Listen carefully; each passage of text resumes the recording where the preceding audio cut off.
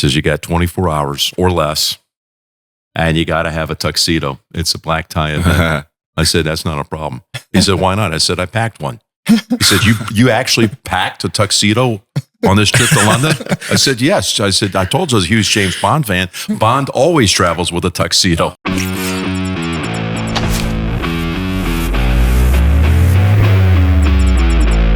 You're listening to Studio 22. Hello, friends. How y'all doing? How you doing, Really Jim? Good. Thanks for coming in. It's great man. to be with you. Yeah, it's a pleasure to be here with you, and we really, really appreciate the time.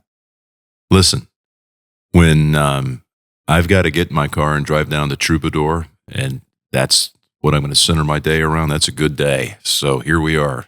Absolutely. Yeah, we were very excited when we decided to come down here and got all these awesome people lined up like yourself to come interview. And it's this was one of the most special places. Will, this is your first time here, right? Oh, absolutely. Yeah. I'm just, the more and more I get out there, the more I'm blown away. So I'm really excited to be here. Yeah, it's a different kind of discovery project. It has a different vibe in it. I think it conforms and fits to what Tennessee is. You know, the rolling hills, the countryside, kind of the rustic look and countrified version of, with all the typical discovery treatments along the way. I mean, it's just really cool the way the game plan is custom fit to the vibe of the community. So I think it's a home run. I'm happy. I'm new here in Tennessee. We're now 8 months into our move from Pebble Beach, California, where we spent the last 10 years full time. Wow. The travel was crushing me, going across the country almost every week to the Eastern time zone and back, and then home for 2 days and back again. And with 2 young kids and an older daughter, I didn't want to miss out on that time being around my kids at this important time. So we kept Pebble in our lives. We'll never sell it, but we're full time here. Nashvillians is what they call themselves.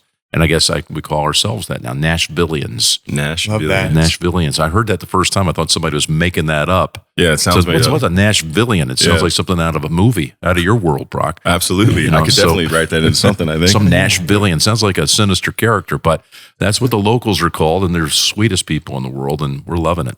That's awesome. Yeah. Attack of the Nashvillians. There it is. Hey, that's a hot script right now. That's awesome. Yeah, man. I'm definitely looking forward to getting out and playing on the green and seeing it. It's cool seeing looking out and you see tractors out on the fairway and the whole setup, and everyone who mentions anything about this place loves it. Yeah, what you're saying is on the practice facility, which is all world, and you have TrackMan there where you can actually put the app into your phone. With every swing, you can tell what the ball speed is and how far the ball carries. And your target lines are old, beat up tractors. You know, they haven't been freshened up. They're not waxed and perfect. They're just, again, they fit with the territory. This used to be a farm. This used to be Tanya Tucker's farm, and years ago. And lo and behold, some creative minds came in and put a community together. And it's still new. And we've got a big clubhouse on the way here of 50,000 square feet that's going to be spectacular, breaking ground this summer. So I'm excited about that. Incredible. Yeah, that's amazing. Yeah. I love it when the projects can like retain the kind of natural beauty of the area, right? You kind of, like you said, you like custom fit it to where it is. I think that's super important. Well, you know, Will, if you tried to drop Baker's Bay, for example, or El Dorado here, it wouldn't work. You know, and those are spectacular places befitting the area where they reside. But this is a short drive from downtown Nashville, and I'm trusting that you guys have found your way around Nashville a little bit here in your opening days. Well, we arrived last night. Oh, yeah. okay. So, we'll put out the warning for everybody up in the Broadway area because you got to see that. That is, I was just in New Orleans for the Final Four recently, and I lived in New Orleans when I was a kid. So I don't know if you guys have spent any time down in the French Quarter and all that. Oh yeah. But with all the honky tonks and the music and Bourbon Street and all that, this is a much more civilized version of all the excitement and nightlife that you get in New Orleans. It's a 365 experience. Doesn't matter the weather, the time of the year, but it's alive here, and Nashville is on fire. I mean, this is the hottest area, arguably, in the whole country. And it's just perfect that Troubadour has found its way to be part of the landscape at the right time.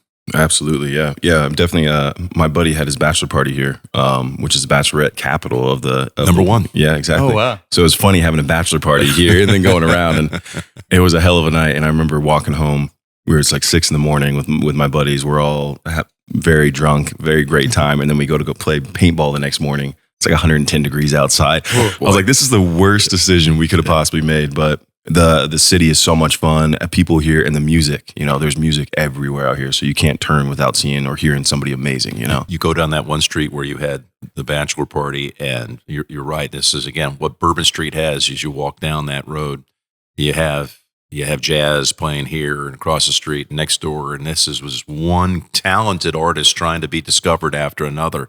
I mean, they're just lined up. There's so many great musicians and then wannabe musicians who you listen to them and you say, how's that guy not a star? How is she not a star? What a phenomenal talent. And they all descend on Nashville. It's also the songwriting capital of the country. So a lot of creative minds, and we fed off of that so far. My family just loves the feeling of being a part of all this. That's cool. Well, welcome to Nashville then. Yeah, we're happy. And we still got our little corner of paradise to enjoy. And those 100-degree days, you must have been here in June or July, because it gets gruesomely hot. And we'll drop back and live off the Monterey Peninsula during that time. Yeah, I was going to say, like you mentioned, keeping the place in Pebble. I mean, I grew up in San Francisco, but we were out at Pebble for the U.S. Open a couple of years ago, and I love the weather out there and just being close to the shoreline.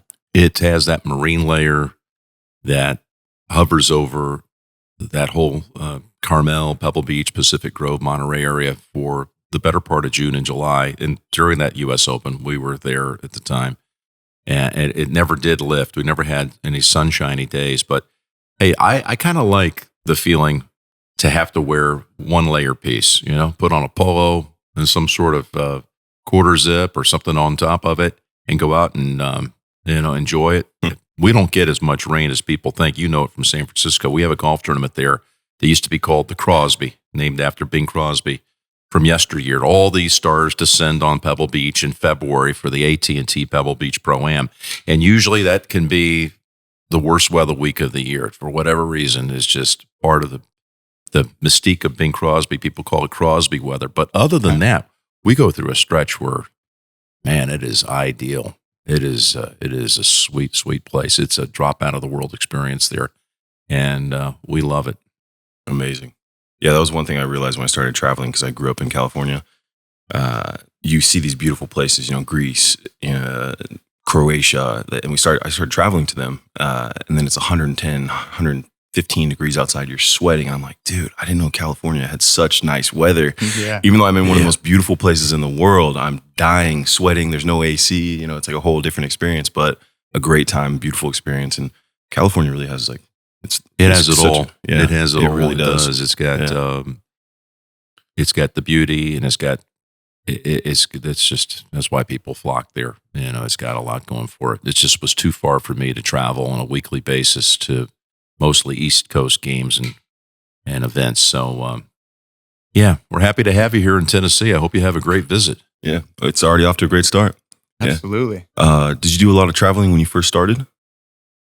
My job with CBS started in 1985, and basically every week I've got to be somewhere. 47 weeks a year, I've got to go to an event. Wow. They don't happen in my backyard except for that AT&T Pebble Beach Pro-Am, and we go out for the month of February, base out of our home on the West Coast for that event, and for the LA Open at Riviera, and the Phoenix Open, the Waste Management Phoenix Open, which is a great scene, and the San Diego tournament at Torrey Pines. Those are 4 great weeks.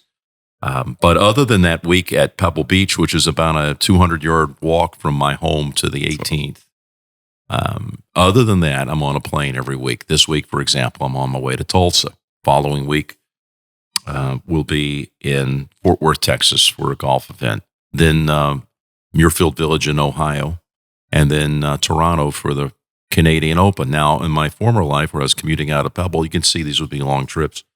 And behind that, I've got to go to Geneva to make a talk. and I got to go to the Scottish Open. And that's a long way from any one of these places, but it's always on the road. And that keeps life interesting. I mean, it's part of what you sign up for, is get the experience of finding out about different people and cultures, and finding out that there's a big world out there like you have, going to, well, where you have there in the GNC area. That's beautiful. Yeah, definitely a eye-opening perspective shift. Absolutely, when you start traveling and you start working in different locations. I just did a premiere very gratefully in Germany, and just that experience alone was just, we're looking around, it's incredible. Like, and Will, too, traveling all over the world as well. Like, it's great meeting people. It's great, having conversations, having different perspectives, different culture shifts. It can be a lot of fun. And it gets addicting too, I feel. It's where the world changed 50 years ago when I was just a young boy. The world felt like it was really far apart, and you didn't understand other people. You didn't know what their world looked like. We didn't have the internet then when I was a young boy. You'd get these television feeds of shows like Wide World of Sports and the Olympic Games that Jim McKay would host on ABC Sports, and they would take you to these places, and you sat back and looked and thought, wow, it's interesting. They're different, but really they're a lot like us. They speak a different language. They enjoy different cuisine of food, but there's so many similarities. Now, people do travel, particularly your generation. You've gotten to see the world. You've made it smaller. The internet's shrunk the world. And I think it's one of the great rewards of life is to be able to go out and get out of your own bubble and go see what everybody else is doing, and find out that, we're all the same in so many respects. Absolutely. Couldn't agree more. I'm also curious too, were there any obstacles you were facing early on? Or early on in my career at Early on in CBS? career, yeah. Well, and I was really fortunate. I got hired a little more than 3 years out of college by the network. So I was, I've worked really hard through my college years to try to get experiences. I played this mind game where I was going up against other aspiring broadcasters, and I wanted to be number one in the country in my age group. Now, there is no such list. I made it up on my own. You know how tennis, you're ranked in the 16 and under or 17 and under. There's these age categories. I made up that in my head. I thought, I'm taking on some kid that's in LA right now, some kid that's in New York, and I want to do more than them, because one day I want to work for CBS. My dream since I was a young kid was to work specifically for CBS Sports, because CBS broadcasts the Masters tournament, and that moved me and inspired me. And I love the way they broadcast the NFL. So I was all about CBS since I was 11 years old. I go through my college years, and people knew that Jimmy Nantz over here, he's going to work for CBS one day. Like, okay, whatever. Thanks for the vote of confidence. But, that was the dream. And now here the dream actually presented itself in 1985. And I was actually 3.5 years removed from graduation. And I'd say the obstacles, Brock, were just kind of controlling the anxiety that was inside of me, because it was immense. Yep. The pressures of performing on national television when, 4 years earlier, you're living in a dormitory and eating your meals in a cafeteria on campus. And now you're hosting the Final Four, and you're calling the Masters tournament, and you're in some other big events in a prominent role, entrusted with those, and you want to act like you belong. You don't want to act like you're fazed by it all, or it's too big for you. But it was big. It was big for me and my internally to try to be able to cope with expectations, what you had to deliver. You had to be comfortable on the air. And I had a pretty good ability to almost poker face it, to where I acted unfazed, unflappable by these weighty assignments. And the reality was, inside, I was consumed with a lot of anxiety and some doubt. And could I hold up? Could I do it? Could I grow? And I'm just thankful to get through those early years with a lot of love and tough love, and helping and mentoring from some real great broadcast professionals. But that was the biggest obstacle, is just to be able to hang on by your fingernails and do a good enough job that people would entrust you with even bigger and more assignments. I think that's powerful for, aspiring broadcasters to hear as well. And, even on the biggest field, from the biggest players, like, no matter what you're going through, just stick it out and keep going. and hard work. I think it's probably relatable for everybody in whatever field it is when they're young and trying to fit in. And I'm sure the athletes that I'm covering today take the NFL season, which is on the near horizon. And Tony Romo and I will be in for our 6th year together. Love Tony. We can talk about him later. Love to. But, we're interviewing these kids that are 22, 23, 24 years old, and they do a pretty good job of acting like, of course I'm here, and of course I can handle this. And I'm sure if they ever wanted to fully reveal what their heart was telling them, there's anxious moments, I'm sure, just trying to be able to have the self-confidence and be able to quell and control the insecurities and be able to excel. It's a lot. Absolutely. Biggest weight on your shoulders. I definitely, as soon as you said it, I was feeling the exact same thing of like the anxiety, the anxious moments. The first time I had a big shoot or anything, it happened to me on Steve Harvey. I did the Steve Harvey show, and I was a nobody, no name from, Orange County. And I got this opportunity. I blew up on the internet, which I'm very grateful for. It opened up a lot of doors, but went on Steve Harvey, and I remember being so nervous, so anxious that like I couldn't hold it together. I started feeling sick, and this kept happening to me over and over to the point where like maybe 5 minutes before I walked out on stage, I puked everywhere. Yeah, you weren't sure you could hold up. Exactly. How am I going to do this? Exactly. And fear was controlling your mind. Absolutely. But once I'll bet I can complete this for you, and please tell me if it's true. Once you got out there and you got it going, you fell right into what your comfort zone was, and you were able to do it, and all that was pushed aside. Absolutely. And every single time I moved forward from there, I took it as like, okay, I got here. Now I'm comfortable here, and let me keep going higher and higher and higher. And now it's to the point too where even still, I feel like if I was to step in your shoes, major anxiety. I would absolutely, without a doubt, I have no doubts that I'd be in that space. And I feel the same way. Like if I was ever gonna, present or accept an award for like an Oscar or something like that, absolutely, I'd be anxious, no doubts. But I think you get to a certain point of comfortability. And I think now you're probably at a point where you can just walk out and you're going to own it, and yourself, you're comfortable with what you're going to do and how you're going to present yourself, self-awareness, right? You get stronger. And what you just described is that once you got through that Steve Harvey thing, it was easier the next time because you had that baseline. What you had done is you had calloused yourself. So if I can survive that, then I know I can get through. I got through at that time. Now I can grow and take it to the next level. And it might be a bigger challenge, and it's going to be something bigger than Steve Harvey. It might be accepting a major award, but you will always be able to say to yourself, well, if I did this, I can do that. And all these experiences add up. The coming of age moment for me was in my 7th or 8th year. It was 92. So I started in the fall of 85. So I guess it's my 8th year. At the 92 Masters tournament, Freddie Couples won the Masters. We had room together in a 4-person dorm suite at the University of Houston. He wanted to win the Masters. I wanted to host the Masters. Those were our goals. He had his very clearly defined. I knew exactly what I wanted to do. And both of our dreams would end up in the same place if we were fortunate enough. Butler Cabin. He'd be there to win and be presented the green jacket, and I'd be there to interview him and present it to him, so to speak. And I knew that was going to happen. The first time I met him, I had total faith that he was going to win that tournament one day. And he would say, you're going to be there to give me the green jacket. We used to talk about it when we were in school. And the power of positivity. I think the world's in a different place right now. There's less of it. I'm not here to besmirch everything that's going on in terms of social dynamics and the way people communicate. But, we didn't have social media when we were in college. So I think it's brought on a little more of a sour flavor to the way people communicate with one another. There's less positivity, less building up. There's more snarkiness, more ridicule. And sometimes it's playful, but it drives home a not so positive message. We're in college. We truly were just a band of dreamers.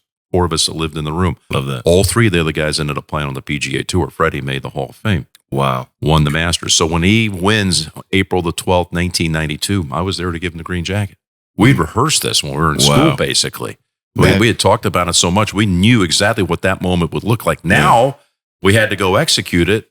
The whole world is watching. 206 countries and territories get the feed of the Masters tournament. They all 100% get the Butler Cabin feed of the jacket presentation, and it's pretty weighty. If you try to block that out, but now I'm sitting across from a brother, someone I love, and there's nowhere for me to turn. I don't have Nick Faldo, for example. He's already been released. I'm there with the chairman of the tournament, and I'm there with Freddie across from me, and Ian Woosnam, who had won it the previous year, is going to give him the green jacket, as is the tradition.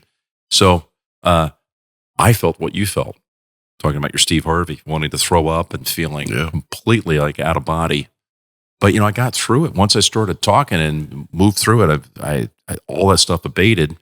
And it's probably the biggest career highlight for me, is to be able to share that moment with someone that you care so much about. But I grew from it. And after that, I thought, if I can get through that, I could get through anything, on live sports television. I think I can. No, I'm never going to be overconfident about anything, but I've thought back many times. I'm about to go on the air for a Super Bowl, and I broadcast 8 Super Bowls in total as the host and play-by-play guy. And those are, 150 million people are going to watch the Super Bowl. You don't think about it, but if you did, your head could start spinning. But I always fall back to, hey, if I got through that, hey, I didn't throw up all over myself giving Freddie the green jacket. Yeah. I can get through this. Absolutely. And I think it's a lesson for everybody. You grow, and these challenges that you fear, the fear is a positive thing. We all need to face it. It's going to make you better. And it's just a real part of human life. How you react to it is how you figure out who you are, what you're made of. Right? That is. Yeah. So it's what's inside your soul. Yeah. And we also talk a lot about the power of, positive energy and positive thought and manifesting your goals and just like continuing that. So I love hearing that as well. Well, thanks, Will. I think about it now, and I'm amazed that we could be at that time so pure. Sure, we probably had some jokes at each other's expense, but we were so into reaching our goals. All 3 of my roomies wanted to be on the PGA Tour, and they all made it. And I was so focused, laser focused, as I had said, since 11 to work for CBS. And we just admitted to one another this belief. I believe in you. I totally believe you're going to be on the PGA Tour. And I believe you're going to win the Masters. I totally do.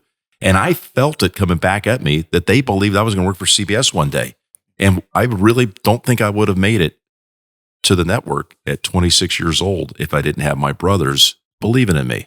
They made it seem plausible. I had that foundation of people that were basically telling me, you can do this. Yeah, that's a true testament to, who you surround yourself with. And they say, you are, your 5 closest friends are basically the sum of your life. Yeah, let's get that plug back. We take a quick break. I've done that more times than I'd like to admit. Yeah. Penny, his dog, has actually done that a few times to me. It's a lot of fun. Oh, see, that's one of those things when you're live and all of a sudden the headsets go down. It's like, okay, what do I do now? And all you got to do is stay calm. Yeah. Greatest example for me was the Super Bowl in New Orleans in 2013. We called it the Harbaugh Bowl because it was Jim Harbaugh and the 49ers. You were living there at that time, Will, I'll bet, against John Harbaugh and the Baltimore Ravens. I'm calling a mundane second down play, 9 minutes to go in the third quarter, when all of a sudden the lights went out in the stadium. You remember that? The power outage at the Super Bowl was a big scandal at the time. Yeah, I was right in the mid-sentence when all of a sudden everything flickered and went off. And again, you try to act unfazed and you just slow everything down and onward you go. Wow. That's great. Yeah, I mean, I remember that like it was yesterday. I was watching it with all my friends in San Francisco, and it was insane. Like Beyonce, I think, did the halftime maybe that year. I think you're right. Yeah. And she blew out the power grid in New Orleans. Exactly. Yeah. She performed so well. It blew out the lights. It was crazy. I was in the Bay Area one time for the AFC Championship, and the Ravens beat the Raiders over in Oakland Alameda Stadium, the Black Hole, as they call it over there in the day. And the Ravens won, and the trophy presentation takes place at midfield. The visiting team is getting the trophy inside of a stadium. That's a hard thing to do. They don't even, they did it this year, but they kind of took it away because crowds sometimes could overreact, and it wasn't a pleasant scene. But Cincinnati this year, when they won the AFC title, we did it on the field there at Kansas City. But anyway, I'm in mid-sentence, with Shannon Sharp and John Harbaugh when I suddenly realized the mic wasn't working. Now, the AFC Championship does a 30 rating, is 100 million people watching, and all of a sudden you realize you're on, but you're not on. And I see people from my crew frantically. I don't hear anything from the truck, nothing. So I saw a spare microphone sitting down off the side of the stage, and I just very calmly went over, picked it up, and I said, let's see if this thing works. And I could hear myself. I could hear, like, we're on headsets right now for those listening. All of a sudden I could hear it, and I said, okay, now, where were we? And I acted like we'd rehearsed it that way. Wow. But I just find when you get in those moments that you're not planning for, slow your world down, slow the universe down, just calm. The panic doesn't help. Yeah. If you can remember that. That was one thing that Jim Gray was speaking on when we had him on. He was talking about use your ears. Listen. You can get easily distracted from everything else, but if you just listen, it'll change everything. True. So exactly what you're saying, slowing down, it's a good move. And I mean, even for an actor as well, I'd say the same thing. There's crazy moments, but the key to acting is reacting. And if you're going to react in a way that is more calm and not in a frantic space, you're probably going to perform better, right? So I think it gets back to the whole thing, acting like you belong and trying to internalize all the other stuff and just be able to put up a facade that I've got this. Mm-hmm. Absolutely. I have a question more specific to kind of the art of broadcasting. Sure. You've done the biggest events for the NFL, NCAA, PGA. What would you say are the main differences in your routine and preparation for each event and each sport? Good question. First off, for football, when you call an NFL game, you meet with the teams, you meet with the coaches, you get maybe 300 pages of stories that are sent to you a day electronically by a research team at CBS to know what's going on around the entire league. I read it all. You got the face-to-face meetings. I put these spotting boards together so I have in front of me, which helps you commit to memory, the starting lineups, the backup tackle, the third team tight end, because it has to be quick. There's no one that can be as fast as you. No one's going to tell you what to say. They're doing their own job. So there's immense preparation. Basketball has a roster of roughly 12 players. Maybe 8 will play. And so it's easier to be ready for it because there's less preparation. Now that's moving at a very high rate of speed. I worked with a 3-man booth with Grant Hill and Bill Raftery. Love our time together. But golf is the one that is the SAT question, which one doesn't belong here in terms of prep. You do prep, but you don't approach it with the same process that you do those other high-energy sports. Golf is more like a theatrical production than it is a sporting event, particularly when you get to like the Masters or the PGA Championship. Beautifully shot, cinematically shot, drone coverage, all these fantastic angles, soft music. You're blending your voice to the scene that you see, and there's that undercurrent, like the Augusta melody that you're trying to fit in like a recording artist would with the background music. And I like to call golf, unlike the other two sports, with notes in front of me. Not that you're reading the notes, they're just reminder notes. I like to call golf basically hands-free, I would call it. Bluetooth. I see what I see, and I try to be spare and minimal in my commentary, and I call it from the heart. I know these players, the frontline players, the top, say, 100 players in the world. I could give you right now minimum of an hour on each one of them. It's all in my head, compartmentalized. Wow. So if the moment arrives where it's someone's turn to walk up the 72nd hole on their way to victory, I kind of know what their story is. Now it's just how much do I want to dispense with? I don't want to just wall to wall and beat people over the head with a bunch of facts that really don't live up to the moment. What do you drop in there? Golf is a feel sport, I guess, in the end. And I love that. It's more lyrical. It's more poetic than the other sports are. It's the biggest challenge. It's the biggest challenge on your ability to use the English language, I think, than the other sports. The other sports are, again, rapid fire, high energy, and I love them. I love them. But you're describing things that are happening really quickly. a pass over here, a run through the hole off right tackle. Tackle is made out at the 43-yard line, gain of 12. It'll be a second down. It'll be a first down and 10, trying to drive and win the game here in the last 2 minutes, whatever it might be. Golf is obviously far different than that, different voice dynamics. And I love the variety, though. The variety is what keeps life interesting. Amazing. Absolutely. I was just listening to that, and I was just in my head, I'm thinking like, man, Jim would be so great to narrate some film that in the background, and you have like the intro and they're really telling a great story, like Legends of the Fall, and it comes in, and then at the end of it, you go out, but it's the narration over the top. Absolutely. Just your passion behind what you're yeah. saying. And I'm like, oh man, that'd be awesome. We call those in golf, and we call those our opening teases in sports, those opening montages. I've done a few of those, not really quite the way you described it. The movie 10 Cup. Okay. Oh, Yeah. We had a lot of fun making that. We just had our 25-year anniversary since the release of the movie. Congrats. I love It was that a film. lot of fun. We had so much fun making that film. Ron Shelton was the director, and Gary Foster was the producer. They remain great friends. Kevin Costner, of course, was the star. Wonderful guy. Don Johnson, Rene Russo, Cheech Marin were in it, and a lot of our CBS crew was in it. We kind of told the thread of the story of 10 Cup throughout the movie, and that was a lot of fun. I keep getting these little bit roles. I've got 2 movies out right now, Brock. Do you? Yeah, Wow. one's called The Mulligan. Yeah. Okay. And the other one is called Home Team. Okay. It was an Adam Sandler production. That's awesome. Yeah, Yeah. It's a Netflix film. Nice. Now, here's the problem.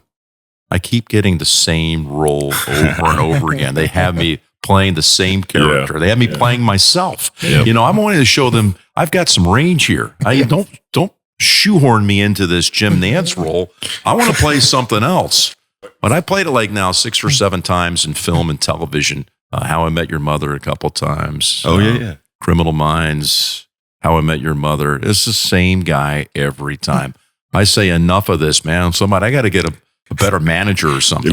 You're speaking to someone who gets typecasted very often, so I totally get where you're coming from, man. Can I tell you a Bond story? I would. All right. Love it if you did. So I'm doing a game in London at Wembley Stadium. Can't remember who it was, Saints against the Chargers or somebody. I roll into London, and I'm checking in at a hotel off of Hyde Park. And I hear the guy next to me is checking in, and the hotel employee says back, "Oh, yes, Mr. So-and-so, are you here for the Bond premiere?" "Yes, I am." And I looked over like, "What? Bond premiere?"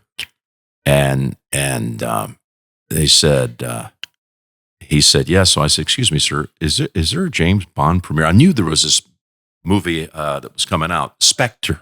Yeah. Okay. Yeah. And because I actually saw 2 premieres, Skyfall and Spectre. So That's I think it was awesome. Spectre. Love Skyfall. So they were both great films. Daniel Craig was awesome. Yeah, he's a beast. So anyway, this was a Monday night. The game's going to be the following Sunday. And I go back to the room and I'm trying to figure out, how am I going to get into Royal Albert Hall for the premiere? I mean, I will pay anything. You scalp a ticket, whatever. I call back to the head of CBS in LA, Leslie Moonves. And I said, "Hey, Les, the old line you get, hey, I've never asked you for anything." I get that one about 10 times a week. I didn't know that you're supposed to have one favor in the bag for you, but okay, go ahead. So I said, "No, Les, I've just checked into a hotel in London. I'm over here for the NFL game. Tomorrow night is the James Bond premiere." And I said, I would give anything if Courtney and I could go to this thing. He said, "Give me an hour." He didn't say no. 30 minutes later, he calls and says, "You're sitting in the MGM box with Gary Barber, who's the head of MGM Studios. Wow. And you're going to the wrap party afterwards with the cast. You're all set up. There's only one problem." He says, "You got 24 hours or less, and you got to have a tuxedo. It's a black tie event." I said, "That's not a problem." He said, "Why not?" I said, "I packed one." He said, you actually packed a tuxedo on this trip to London?" I said, "Yes." I said, "I told you I was a huge James Bond fan. Bond always travels with a tuxedo. Oh, that's amazing. Just in case." So I actually had one. The reason I had one is I was speaking at the I'm going to pack a tuxedo for the rest of my life. The House of the Commonwealth, House of Commons, on that Thursday night, representing the NFL. I had to go speak before all these legislators over in London about American football. It was going to be a black tie event. So that's why I happen to have one in the bag. Wow. Okay, it was a little more than just in case. Yeah. But the next day, there we were. We were sitting in the box next to Prince Charles and Camilla. Oh, wow. And we were That's in amazing. the primo box. And afterwards, we're walking around with all the cast and just kind of taking it all in at the British Museum of History. And it was pretty wild. That's so That's cool. so fun. Pretty See, wild.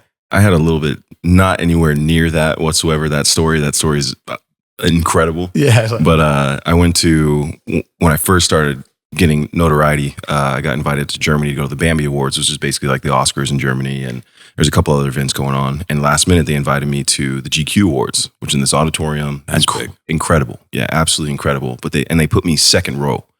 So I was behind everyone who was getting awards. Didn't have a tuxedo. So literally an hour before, and being tall, being a big guy, Hard guy to fit. Find it. Yeah. extremely hard. So I'm literally at like a Hugo Boss or something like that right beforehand, trying stuff on. I'm like, that doesn't fit. This doesn't fit. Can we get something? Tight works, but that you're a Yeah. big guy. I mean, fit big guy, tall. Yeah. Yeah. It didn't fit perfectly, but we got it. Good and I enough went to go. Exactly. And it was such a great night. Such a great night. Yeah. But I'm from now on packing a tuxedo just because you said it. Yeah. So that's my guy. Awesome. That's I guess, if we're going to dream a little bit here, I'd even be happy to play the villain if I had to. Not a Nashvilleian, but a villain. Yeah, there you go. So we'll see what we can do. Okay, well, if that the opportunity comes and it's only in Nashvilleian, I got to tell you, man, you might have to suit up. No, that's awesome. well, speaking of the NFL, if you could pick one Super Bowl that you've announced to be your favorite, which one would it be? I have had rotten luck when it comes to having compelling Super Bowl games. I mean, I'm jinxed. I keep getting these super matchups like I had the Brady-Mahomes game a little more than a year ago. Can't miss. It's going to be the greatest game of all time, 31-9. Kansas City kicked 3 field goals, didn't even score a touchdown. I thought this was going to be 41-35 or something crazy. But Remember the hype for that yeah, one? it was so much hype. They all have hype, but that one was going to be particularly good.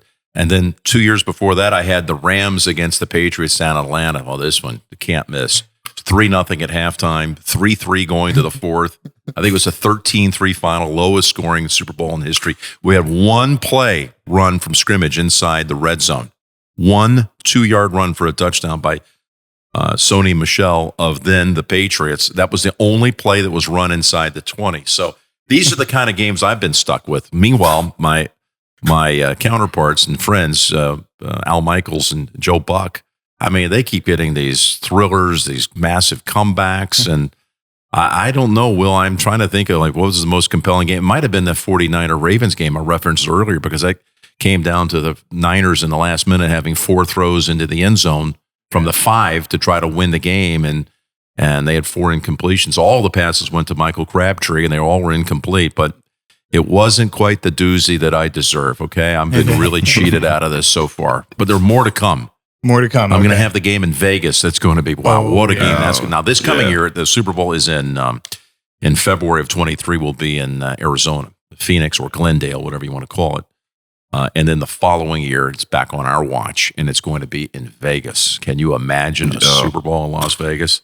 Now, not that I'm going to get to enjoy any of it, but I'll feel from the room all the buzz and excitement that's going on in the city. We just want a good high scoring game. And close. Yeah. I had a game this year though that it wasn't a Super Bowl game, but it was Kansas City and Buffalo, and that was Mahomes and Josh Allen going back and forth. We actually had 26 or 7 points scored in the last 2 minutes of regulation, and then it went to overtime, and Mahomes drove down the field and won the game for the first possession walk-off winning touchdown, which ended up because Buffalo did not win the coin flip, did not get a chance to match that. It changed the overtime rules. For now on in the postseason, each team will be guaranteed a possession. Oh, And I was on the air getting the fire started by saying it's just a shame, not rooting for anyone here, but it's just, you could see these guys were both racing down the field and couldn't be stopped. If you won the coin flip, the odds were you were going to go down and win it with a touchdown. Field goal would have kept the game going, but touchdown would end it. And that's exactly what the Chiefs did. And Josh never had a chance to match it. Alas, we now have new rules. Wow. Yeah, it's like you don't want the coin flip to specifically decide the game. That's Right. It's happened. And there's a stat out there that there have been 12 overtime games since they went to the old new overtime rules, Right. which have been around for a little more than a decade. And I think the team that won the coin flip won 9 of the 12 on the first possession, ran down the field. So those who have the outcry, hey, the rule's fine, play some defense. Okay, let me ask you this. That's the way you feel. If your team won the coin flip, would you be happy if they deferred and kicked off? Would you be okay with that? Mm-hmm. Would you be mad at your coach if he decided to kick the football? Because, hey, you're brazen about it. You say, leave it as it is, just play some defense, and go ask your team to play defense. Right. Yeah. So anyway, they made a good change. Yeah. Speaking of But we have a good Super Bowl coming up. Yeah. Oh, Vegas. absolutely. And you guys are going to be there. Yeah. We're going to party Absolutely. hard on the eve of the game. Yep. I wish I But could. I can't. we should But we'll see you there. Absolutely. should book the rooms now. They're probably going to be everywhere Oh, sold out. It's going to be insane. Madness. Okay. Absolute madness. We'll go stay at the Summit Club. Oh, say no more. What a Yeah. place. There we that go. is. Yeah. Speaking of that, too, the changes in that, how have you seen the NFL or PGA or, even NCAA basketball in general change over the last 20 years? Well, I think that college has changed in a lot of ways. The college game has gone to, just in the last few years, this transfer portal where you can, after 1 year, you can just decide you want to go play somewhere else. It's become a grind for the coaches. You basically have to re-recruit your kids every year. And the other thing is the NIL, name, image, and likeness, which I think that somebody's got to come in here and govern it a little bit better than it is right here in its first iteration, because it's kind of like the Wild West, as people call it. There's no one really governing what players or athletes are being paid for. Is it just a slush fund at some of these big programs where you get your wealthy alumni just to throw in money in the hat, and then you start basically having a payroll system like you're a general manager and paying your players? Wait a minute, I thought NIL was if they had a marketing opportunity, they would have a chance to market their name, and they would go get it on the outside. It wouldn't be fueled by the school. So it's too ill-defined right now. So college is in the middle of a major flux. That's why we've seen some great coaches, I think, in part, why some great coaches have walked away in the last few years. Roy Williams, Jay Wright most recently. I think Coach K was probably ready for other issues regardless. At 74 years old, I think Coach was ready to call it a career, magnificent career. All 3 of the names I just mentioned, great careers. But college has got to find itself. The NFL has only gotten bigger. It's expanded its reach. You know what's been a big part of that is not only gambling now, legalized gambling, but fantasy football.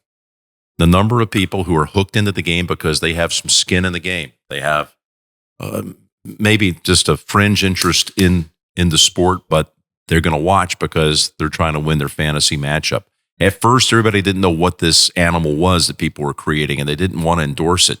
And now everybody promotes it. And the league even has its own fantasy football league framework and template through NFL.com. So, yeah, I mean, the NFL's the king. It is the absolute king. And golf, how's it changed? Well, the last 20 years, you're talking about 25 years, you go back to the emergence of Tiger. And the money and purses and popularity of the sport has increased as Tiger helped take it into the new millennium with a whole new legion of fans and draw more interest into the sport and got younger people interested in golf. Golf became a cooler sport to be around. I mean, it's really changed. And I think that's good. I mean, everybody that's around the sport talks about growing the game, but the game has definitely grown. The interest level is, it's not like, wait a minute, you play golf? What's up with you? And now it's kind of really hip and cool to be around the game. Absolutely. Just look at this property where we're recording this, Troubadour. Look at the number of hockey players, football players, musicians who reside here, rock and rollers, country stars. They want to be around golf. It's cool. Yeah, absolutely. It wasn't always that way. Yeah. Yeah, we talked about it too, about how, anybody can play essentially. But also when I first started, I was trying to just whack the heck out of the ball, And Will's like, one of the advice he gave me right out the gate was, there's a reason there's these 80, 85, 90-year-old guys playing golf still. It's not about absolutely that, It's about, it's strategy. You got to slow down and just focus on accuracy. And well, like you said, anyone can play. It doesn't matter if you're young, old, or in between. It's it's all it's all mental, really. yeah. And so much of the game is, particularly when you're at the competitive level, so much of it is about what's going on upstairs. That's why Tiger was such a dominant player. Sure, his swing was pretty close to perfect, but he had the strength of mind to outthink, out-concentrate, out-distract himself from others, if that's such a term. He had a way to be able to block out everything with all the scrutiny in the world on him all the time. Every single move he makes, we're watching. And his ability to focus is without peer. And that's why he's had the career he's had. Do you think Tiger Woods is going to be able to make a comeback? Another comeback? Yeah. I've learned a long time ago, Brock, you never say no with him. He won the Masters in 2019, and so many people for the 3 or 4 years leading up to that wanted to say it was over. It was done. Never again. And if you went back and listened to all the different times I was asked about Tiger and his prospects before he had his, what I called it, when he holed out, the return to glory is what I called it. Before that, I probably had 100 on the record answers to the question, is he done? And in every single one of them, I said, don't ever bet against him. Don't ever say no with him. This guy's ability to recreate himself and still be all about winning. I mean, it's like Tom Brady in football. There's just never enough. They cannot. It's an unquenchable thirst to win. They hate losing more than they enjoy winning. So they're never satiated. They're never happy, because you can have 7 Super Bowls or you can have 15 major titles. It's not enough. It's about the next one. And because there's defeats along the way. You're not going to win every Super Bowl. You're not going to win every golf tournament. And that hurts and that eats at them. And they can't feed that, whatever that is inside of them, until they go win again. And they don't savor that. It's not a meal that they savor. They're on trying to figure out how they're going to go to get to the next feast. And that's just the way they're wired. So here he is, coming off of a car crash that he's fortunate that he didn't lose his life, much less a limb. And that was in jeopardy, losing his right leg. Survived it. He came back to the Masters this year and made the cut, which was, I think, a win on its own. I'm sure he didn't probably view it as a win, just making the cut, but I thought it was a monumental achievement. And I always think with him, there's another encore. There's another encore to go. It's like when you used to go to a Bruce Springsteen concert years ago. Bruce would play all night long, and then he'd come out and do an encore. And then you think, well, that's it. No, he's back out again. And then you'd sit there and you go through the song list in your head. Has he played? Let me see. Has he played Jungle Land? Oh, he hasn't played. Here he comes again, a third encore. Next thing you know, you're 4.5 hours into this thing, and he's 6 or 7 encores later. That's Tiger. Yeah. There's still another encore. The concert goes on. Yeah.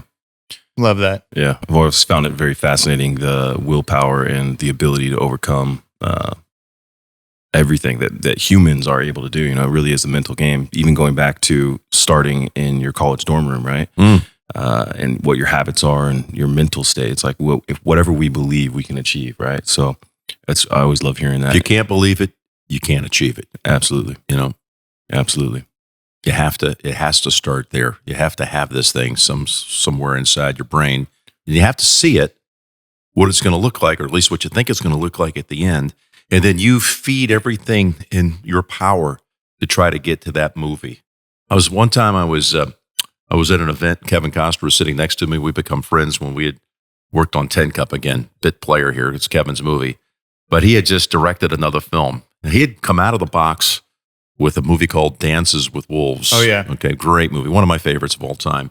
He starred in it, directed it, was a screenwriter on it, and comes right out and basically sweeps through the Oscars and the whole thing. So he saw the industry early on from a lot of different viewpoints. But I said, what is it that makes for a great director? How do you do that? What is it you're looking for? And I think he liked the question. And I think you'll be able to relate to this, both of you. But he says, as a director, I can see the movie already in my head. I know what I want it to look like. Now I have whatever, depending on the budget and the scope of the project, I have several hundred people that are on set. They all have different roles to do. Actor has a role, sound guy, lighting guys, the grips, they all have different. I need each, as my job as a director, for all of them to be able to explain it to them what I'm seeing inside my head. I'm the only guy that knows what that looks like. And it's my job as a director to get them to perform at a level where they end up putting it down on film to look like what's playing inside of my head. And I think, I thought, wow, I can relate to that in a lot of things that I do. You see things before they happen. You see your career, where you want it to go. How am I going to get there? How do I convince and tell enough people and set my own life on a path and do the right things to get there? And at the same time, get other people that are in my sphere to see that movie of my life and to help me get there, to be a part of it, because it takes a lot of people. It takes a lot of people to be Tiger Woods, Tom Brady, people that are far less in the public eye than that. That's life. That's running a company. That's being a politician. That's being successful. Is making a movie. It's directing a film. That's life, is get people on board to see your own movie and see the finished product. You see it. You know where you want to go with your life, right? Now, how am I going to get other people to see that? And what effort am I going to do? What's going to be my part in efforting that to get there? It reminds me a lot of, raising money for our horror film. It's the first feature film I ever produced. Brock and I, produced it together. He was starring in it. And, like you said, you have to share the vision, and then you have to raise the money, go out there. And, no one's out there making sure you get everything filmed that day. It's all on you guys, right? Like the group you take out to Hawaii with you.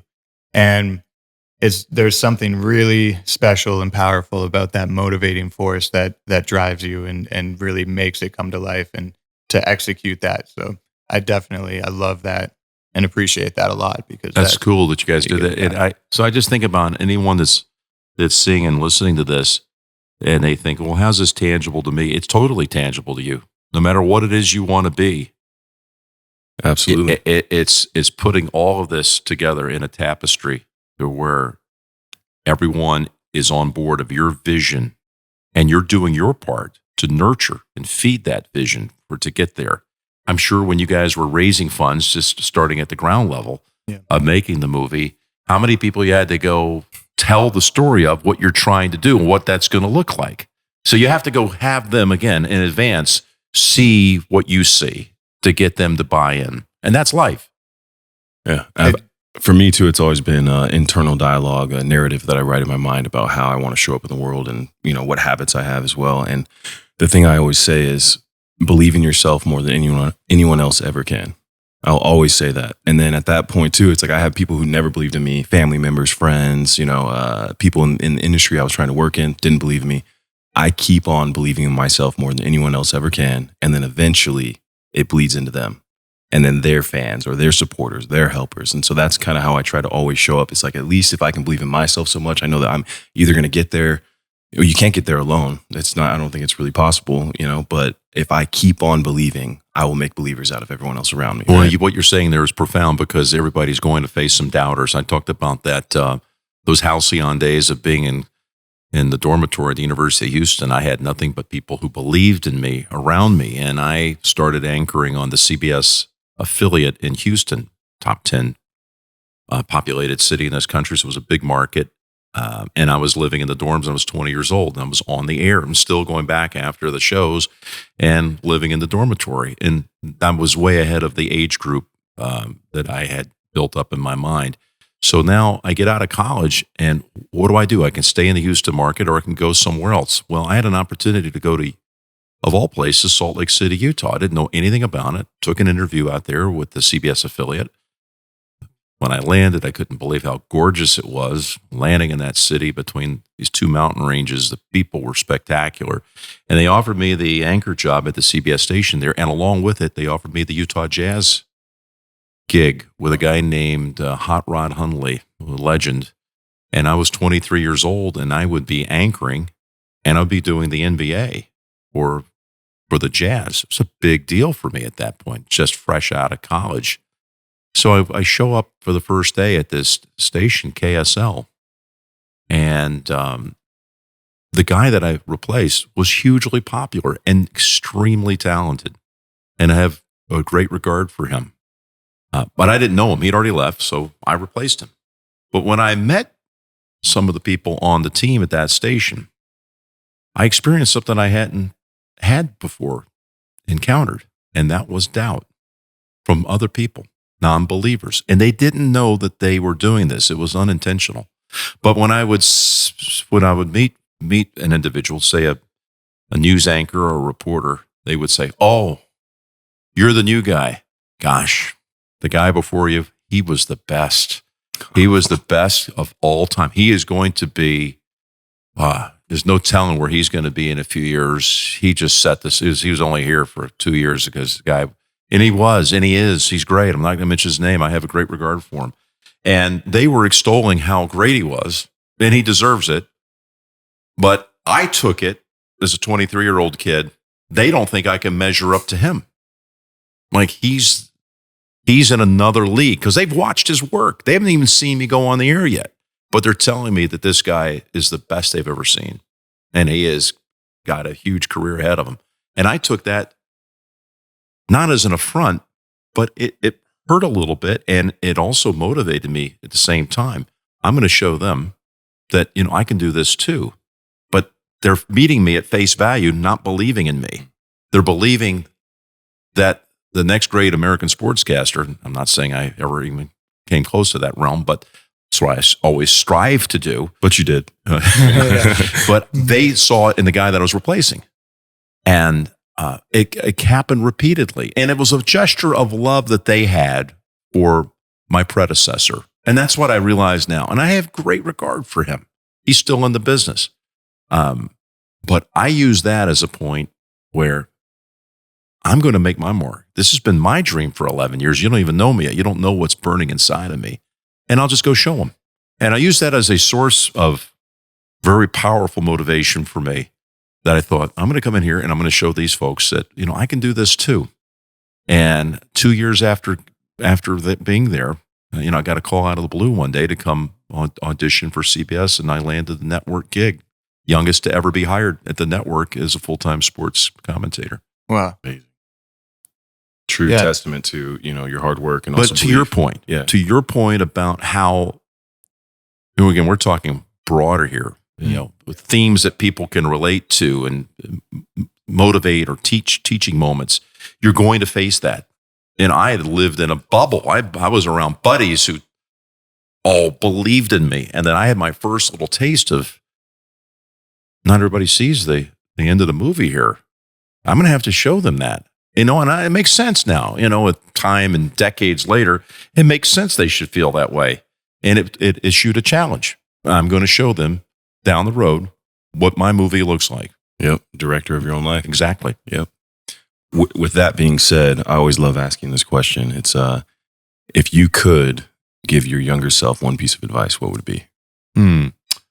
I gave my young self a lot of advice. Yeah, it sounds give like my it. old self a lot of advice. Yep. I'm a real philosophical guy about way that you try to communicate and interact with people.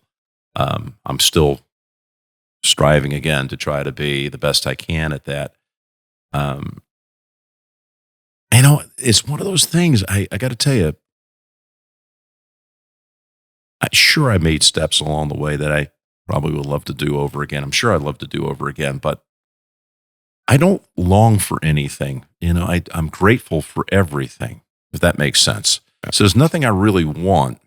So I desire to have my heart filled with gratitude for the opportunity I've been given. So the steps and the ebb and flow and the peaks and valleys that is life and is anybody's business, including my own, of broadcasting, I don't know there's any advice I'd want to give myself. I work really hard to try to be the best of my ability. And I know probably the answer a lot of people would have as a knee-jerk answer, and I think it's almost cliche, was, well, I wish I would have enjoyed it more. I wish I would have stopped and smelled the roses. I got to tell you, I've enjoyed every second of it.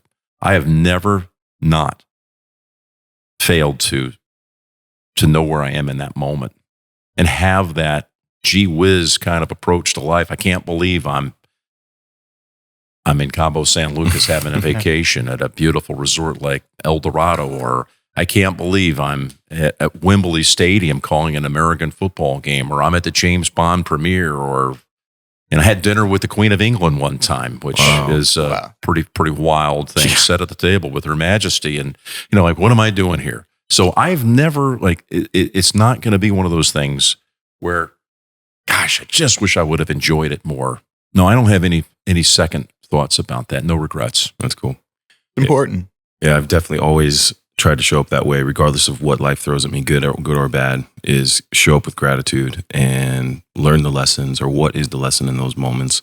But when you're grateful for it, you're enjoying the journey. People say to me all the time, well, when they want to talk sports, what sports would you like to do? What haven't you called that you would like to call? Nothing. Nothing. I've called exactly what I wanted to call, and I'm grateful for it. I certainly wasn't entitled to have the chance to this point, call 37 Masters tournaments and 31 national championships in college basketball, the Final Four, and all that. I mean, these are crazy, crazy numbers. There was nothing on my birth certificate that said, you are going to be, given this, bequeath this. This is yours. You're entitled to it. Man, I've worked my butt off for it because this is not hard labor. I don't want anybody to think I got to throw a pity party here, but I think I did the right efforting to get there. But when there are sports that are out there that I haven't called, say a World Series, I don't long to do that. First off, I'm not qualified. I'm not good enough. I wouldn't have enough of the lexicon of baseball down to be able to call it. I'm grateful for what I have. I long for nothing. I'm not always in that state of constantly wanting more, except time with my family, time with my kids, time. It's the only thing I long for, truly, is time. The greatest and most important currency of all. You can have all the money in the world, but you got to have the time to enjoy it. Mostly, you got to have the time to enjoy it with the people you love. Absolutely. Changes. Very powerful. Man, that's awesome. Dude, I just love listening, man. I'm like, I'm going to listen to this podcast. You got me wound up, man. You got me fired up. Keep it going. What do you think of the Troubadour Golf Club, and how does it compare to other Discovery Land properties? Well, it's got the Discovery flair and special touches. So the DNA is there. It finds its way through all the Discovery properties. You can sense when you step foot on the sacred sod that this is Discovery. There's a certain level of service and expectations being exceeded, but they're all different because they all kind of fit the landscape. So if you're going to go to the Big Sky and you're going to land at Yellowstone, it's going to look like and it's going to feel like this is what the very best should feel like Yellowstone does. When you go to Cabo, which is about as hot a vacation spot as any place in the world, and you're going to go to El Dorado, you think, what would the ultimate experience be like there if you were in Cabo? If you could build the dream place, what would it be like? Well, that's it. So when you get to Troubadour and you're in the same area code as Music City, Nashville, and the world headquarters of country music, and you have rolling hills and beautiful countryside, this is exactly what you would think it would look like if you drew it up. If you never even came here and you sat in an office in Beverly Hills and said, here is, let's say you even got the Disney architects behind it, say, build me what like the ideal high-end experience would be if I was to build a community in the Nashville area. What would it look like? Draw it up for me. They'd hand it in to Mike and the team, and I think it would come back and you would look at it and say, That's Troubadour. It's exactly what it is. So it fits the vibe of the area, and I love it. It's a form of escape for me. I come here, I go down to the range, throw a bag on the golf cart, or I sit around the grill room and hold court and tell some stories. And there's so many interesting people who are ultra successful in their worlds, and I get to hear their stories and their background, their interest level.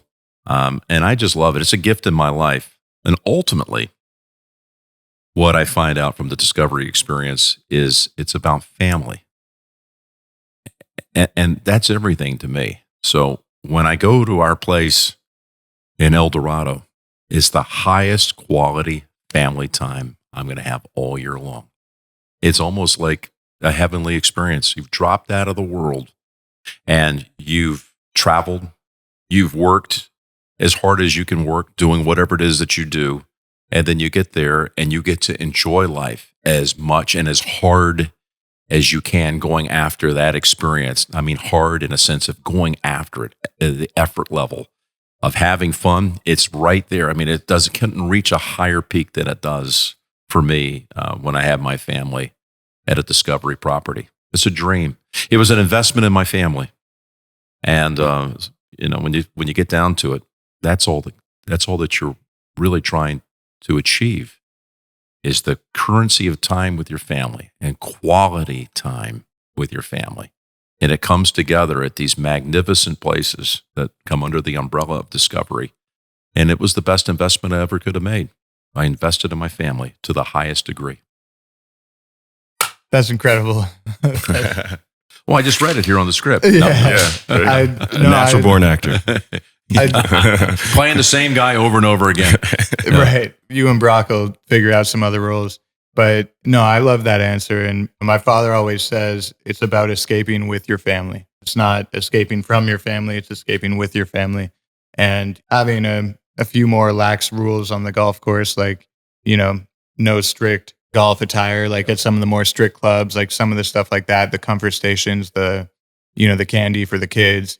It's like little things like that kind of just make it a little more accommodating for families, for sure. My youngest daughter turned 8 years old on March the 14th.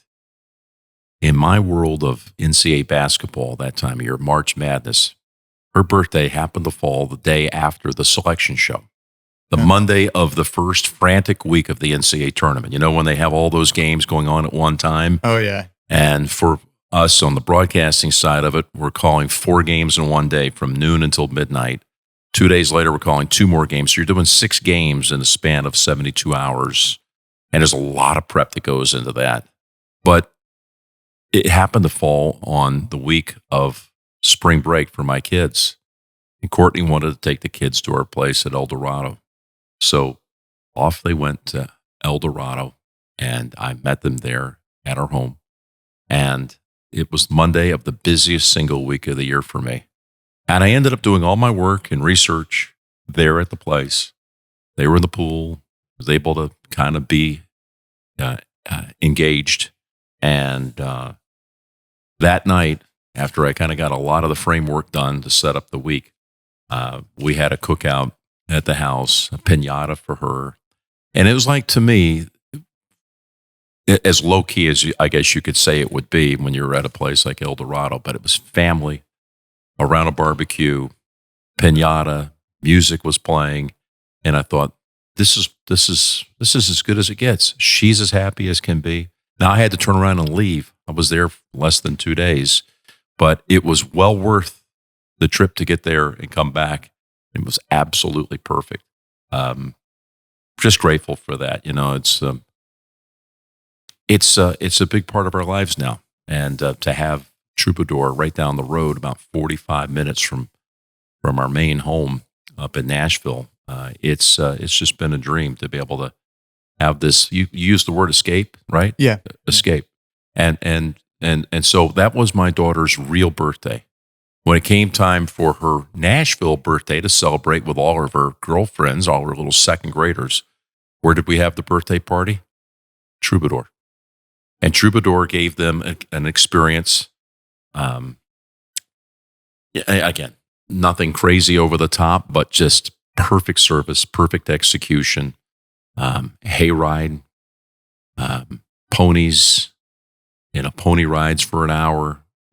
It was exquisite. And we got to do it here. So she got to celebrate her birthday on 2 occasions in both the Discovery properties. So pretty lucky little 8-year-old girl. That's all I could say. But my family deserves it. I'm away from them far too much.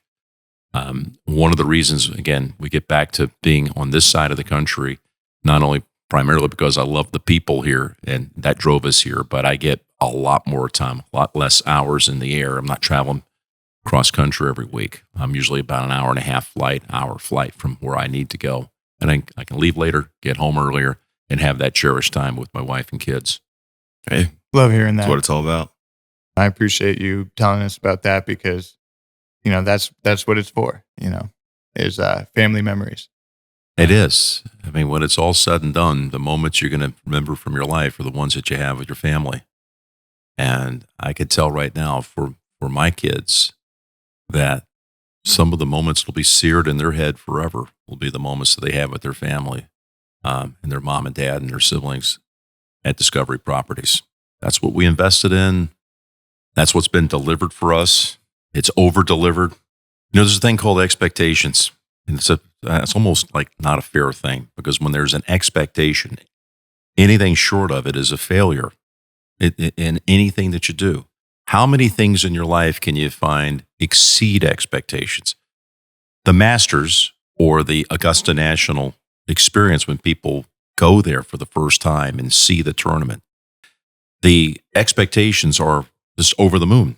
They're just so high. It's almost, you have in your head, it's almost impossible to attain that level of expectation.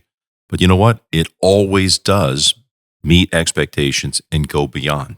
Very few things in life that you'll find exceed expectations. Everything that Discovery has laid its hands on. And I think everyone who's ever decided, you know what, I want to be part of that. I want to be part of that Discovery experience. I want to buy in. There is a very high level of expectation. It's like what I'm talking about with the Masters. And I got to tell you, it exceeds expectations every time. There are only a few things I've ever seen in my life. And those are 2 of them right there. And I'm all the better for it. I'm all the more fortunate. And I'm very grateful in my heart to have this in my life. Well, you exceeded our expectations by being here and telling us these stories. And this was, Thanks, absolutely guys. fantastic. I love the chat, man. I know everybody's got to go in their own direction, but I hope we'll meet up again. I've got the place. Well, Super Bowl, Las Vegas. That's the it. 2024. We'll see you there. We're All in. right. We're I'll see you in. there. Thanks, see you Will. there. Thanks, Brock. Thank All you, the Joe. best to you both. Thank you so much. Sam. Appreciate it.